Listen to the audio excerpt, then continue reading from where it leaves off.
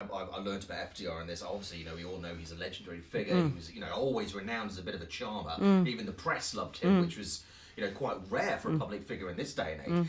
But he was a bit of an ass to people. Some people he treated very well and others he treated very, very badly, but still with an element of nicety, which is kind of... It's an odd character trait, isn't it? Well, he was a real sort of golden boy, playboy, gorgeous, charming, sportsman, good-looking, talented, and he had that ability to probably like the sort of Bullingdon crowd, if you can imagine a sort of left-wing Bullingdon crowd. I think he liked to humiliate his political enemies and in a slightly possibly sort of Etonian way, but all with a twinkle. It's interesting because I know distantly a member of the Kennedy family, and when I asked him about Eleanor, did he have any inside track on Eleanor? Nothing. Kennedy's, Roosevelt's, you'd think two big political left-wing dynasties in America, didn't want to know. Wow, that's really interesting. Nothing to say. That's a fantastic insight. Yeah. It's funny that we look at sort of figures like American presidents. We had Clinton, obviously, in our generation, where he had sex scandals, and obviously, the Kennedys as well had their fair share.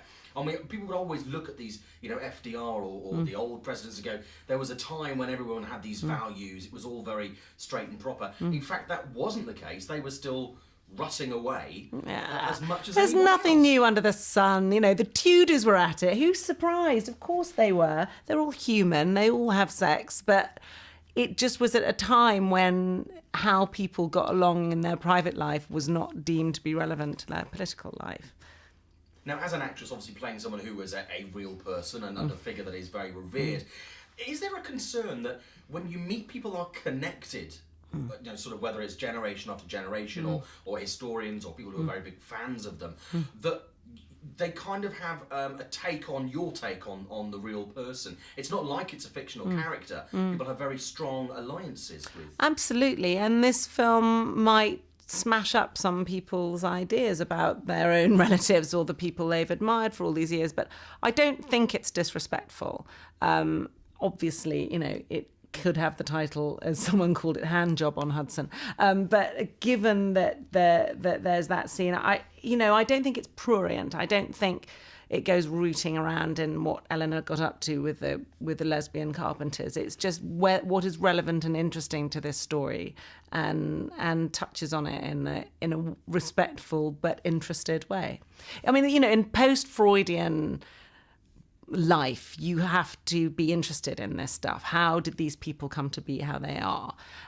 Is deeply connected with their sexuality, but and that's just the way we look at history now. It was interesting with the hot dog thing. Yes. Obviously, which was a big part of the meeting of the alliance. Yes. Wienergate, as I would call it. I don't think a sausage or something quite so phallic has been so symbolic. No. In a moment in history, No. It was a clincher. Yeah. It was bizarre, wasn't They were saying, "Eat my sausage," and the British have been eating the American sausage ever since. That's fantastic. Thank you very much indeed. No, it was a really interesting